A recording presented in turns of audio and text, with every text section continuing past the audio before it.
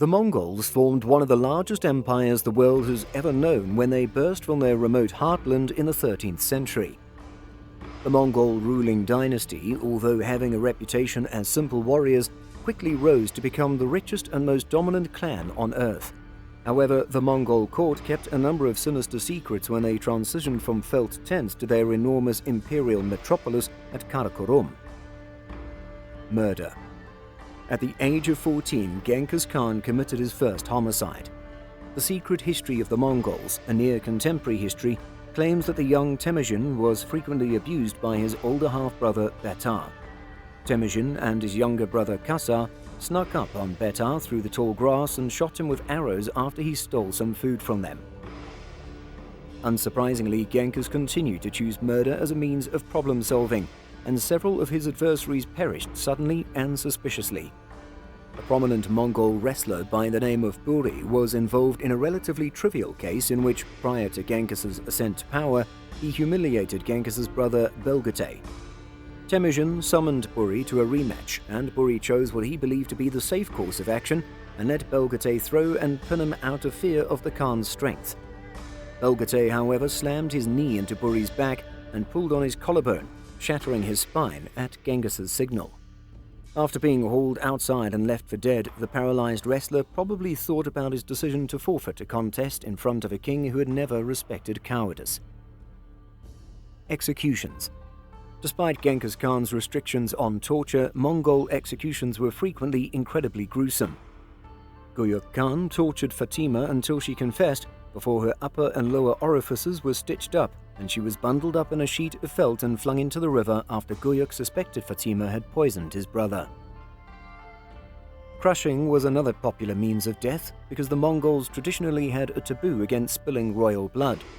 Al-Mustasim, the Abbasid Caliph, was rolled up in a carpet and killed by stampeding horses. Captured Russian princes were pushed under floorboards and crushed after the Battle of the Khalkha River as the Mongols celebrated their triumph on top of them. To ensure that a captive Tangut ruler's spirit would be compelled to serve the Mongols in the afterlife, Genghis himself gave the order to have him renamed Shudurku, or loyal, before he was crushed. He was fortunate compared to the Persian noble who was left tied up in the scorching sun, covered in sheep fat and wrapped in felt. Intrigue. Despite their reputation as brash, straightforward soldiers, the Mongols enjoyed intrigue just as much as anybody else, and the court frequently resembled a snake pit of opposing groups. The shaman Teb-Tingri started attempting to usurp the Khan brothers as the preeminent force at court during the reign of Genghis Khan. Teb-Tingri first went after the Khan's brother, Kasar, after receiving a prophecy that he would attempt to seize control. Genghis quickly ordered Kasar's arrest and appeared to be planning to execute him.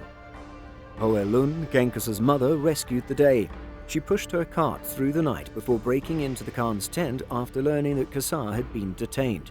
She released Kasar from his tie, pulled off her coat and demanded to know if her boys could identify the breasts that had breastfed them, while Genghis was too shocked to reply.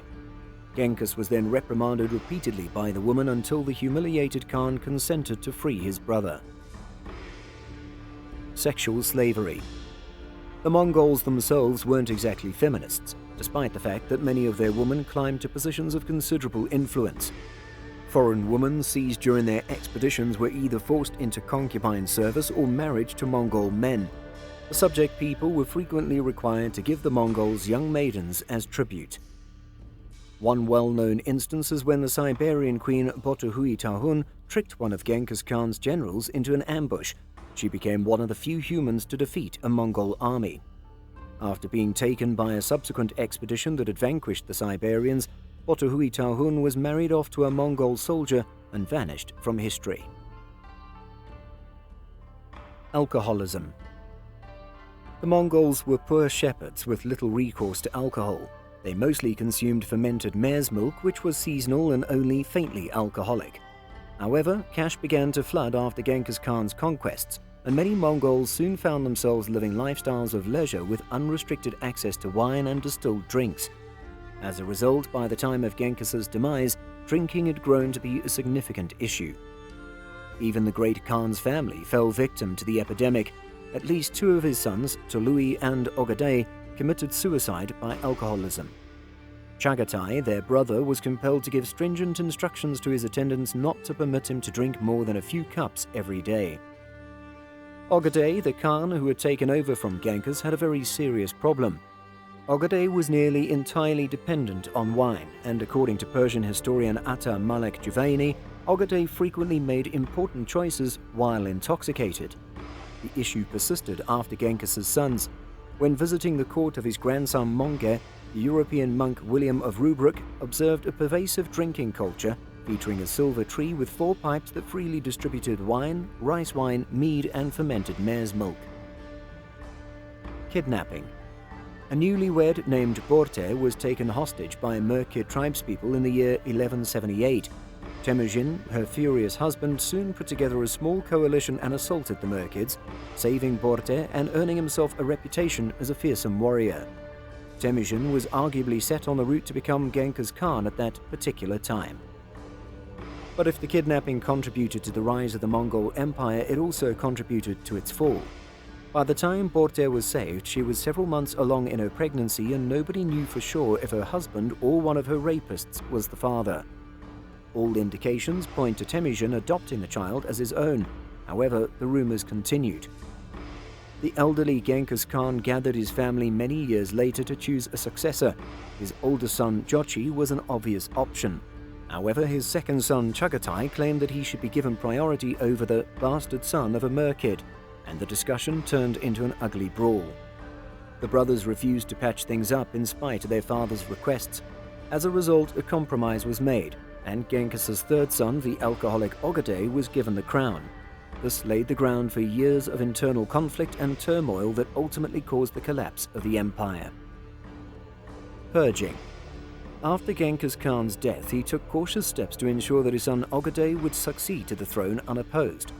When Ogadai drank himself to death in 1241, the real issues began. Political squabbling turned into a ruthless cleansing that nearly wiped out 2 of Genghis's 4 sons' lineages. Toragene, Ogadai's wife, first assumed control of the empire and controlled it for 5 years while plotting to have her wastrel son Guyuk elected Khan. After much scheming, including the execution of Genghis's surviving brother Temuge, she finally prevailed. Guyuk, however, became hostile to her when she attempted to retain her own power. The advisors of Toragene were put to death, and the queen herself passed away in exceedingly puzzling circumstances. 2 years later, Guyuk's own unexpected demise brought about more instability, as Tului's son Mongol was installed as king by Jochi and Tului's heirs. The Chagataids and Ogadaids, who allegedly attempted to assassinate Mongol and organized a coup, resisted them. Mongol responded by organizing a huge cleansing. Ogadai and Guyuk's ministers were apprehended and killed. The army, which had been organized into a vast line, had been dispatched to sweep through Mongolia and capture Ogadaid princes for execution. Special courts known as Jargus were dispatched throughout the empire to hold mock trials of Ogadaid supporters. Years passed while the Tuluids solidified their control over the empire, and the Ogadaids and Chagataids recovered. Civil War. During Guyuk's brief rule, the First Mongol Civil War came dangerously close to starting. Guyuk and Jochi's son Batu got into a pointless argument at a Russian feast that concluded with Guyuk yelling that Batu was just an old granny. Following that, the two became ferocious rivals, and when Guyuk ascended to the throne, Batu refused to travel to Mongolia to pay homage. Guyuk gathered his army in response and invaded Batu's domain in Russia. Fortunately, Guyuk passed away while traveling, preventing a full-scale battle. After Mongol Khan died, his brothers Kublai Khan and Arik Boke soon tore the empire apart into a protracted civil war to decide who would succeed Mongol. This was less fortunate for the Mongols. The Ogadai and Chagatai clans emerged from the confusion. However, the clans of Mongol's other brothers, Hulagu and Jochi, split out to form their own independent states in the west, which came to be known as the Ilkhanate and the Golden Horde, respectively. There would never be a fully restored Mongol Empire. That's it for today's video. Make sure to subscribe and leave a comment on what video you want to watch next, and if you've enjoyed this one, make sure to watch this video to learn more about what Genghis Khan did to his enemies.